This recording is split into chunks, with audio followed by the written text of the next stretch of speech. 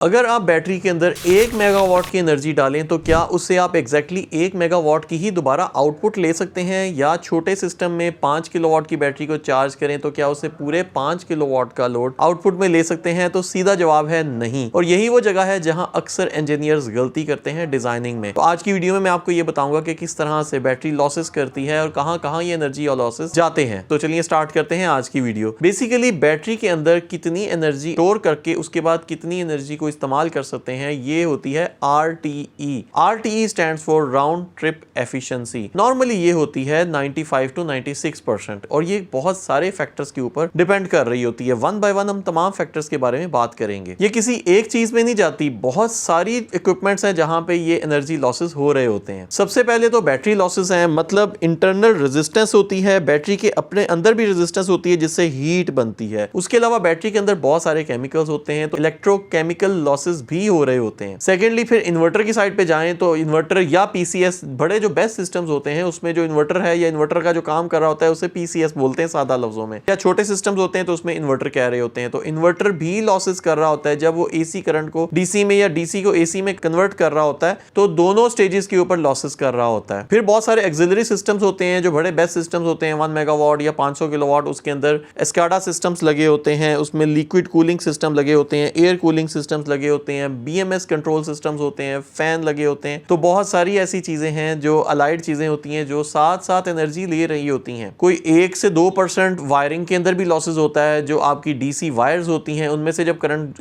पास करता है हीट की फॉर्म में और बहुत सारी इंटरनल रेजिस्टेंस की फॉर्म में लॉसेस हो रहे होते हैं, तो 1 से 2% वायर भी लॉसेस कर रही होती है। मतलब ये कि बैटरी सिर्फ बॉक्स नहीं है, पूरा इकोसिस्टम है जो एनर्जी कंज्यूम कर रहा होता है। तो मतलब अगर आपकी 1 मेगावाट से अगर आपने बैटरी को चार्ज कर दिया तो तकरीबन उसमें से 88% ही एनर्जी बचती है। 10 से 12% तो ये सारी जो लॉसेस फैक्टर्स हैं जो मैंने आपको बताया है, 10 से 12%, 1-2% करके ये कवर कर लेते हैं। ये मैं आपको मैक्सिमम बता रहा हूँ। आजकल बहुत सारे एफिशिएंट इन्वर्टर्स और एफिशिएंट सिस्टम भी आ गए हैं, तो उससे आप ये लॉसेस कम कर सकते हैं, लेकिन 10 से 12% हो ही जाते हैं। अब यहीं पे नहीं रुकना, इसके बाद आ जाती हैं बहुत सारी और फैक्टर्स, मतलब डेप्थ ऑफ डिस्चार्ज या SOH, मतलब state of health at end of life. मतलब 80% अक्सर SOH होती है, अक्सर DOD जो होती है वो 90% होती है या 80% होती है, तो आप बैटरी की 100% इस्तेमाल नहीं कर पा रहे होते। तो अगर आपकी 1 मेगावाट है तो उसमें से अगर आप 0.88 मेगावाट इस्तेमाल कर रहे हैं तो फर्दर उसका भी 90% इस्तेमाल कर पाएंगे। तो मतलब यूजेबल एनर्जी जो है वो आपकी लेस देन 70% के ऊपर आ जाएगी। सिंपल से फॉर्मूले में अगर मैं बताना चाहूँ तो 1 मल्टीप्लाई बाय 0.88 और उसके बाद उसको आपने मल्टीप्लाई करना है 0.9 से या 0.8 से, तो यूजेबल एनर्जी का आंसर आपको लेस देन 70% पे आ रहा होगा। इसी वजह से अक्सर लोग ये कह रहे होते हैं कि हमने 1 मेगावाट का बैटरी बैंक लगाया है, लेकिन उससे एग्जैक्टली 1 मेगावाट की आउटपुट नहीं आती। 1 मेगावाट से आउटपुट थोड़ी सी कम ही होगी, वो सारी आउटपुट जो बाकी की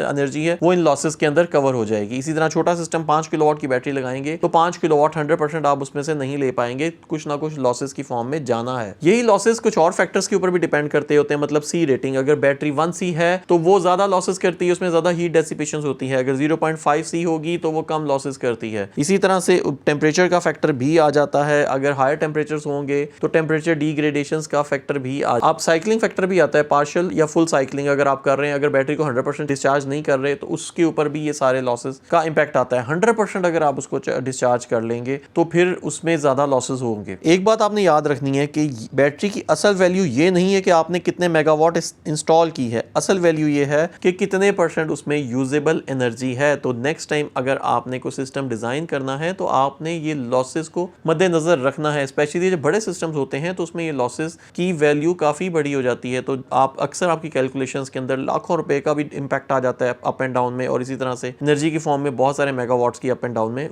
लॉसेस का इंपैक्ट आ रहा होता है। तो नेक्स्ट टाइम अगर आप डिजाइन कर रहे होंगे अपना सिस्टम तो मैं उम्मीद करता हूं कि आप इन सब चीजों का ख्याल रखेंगे।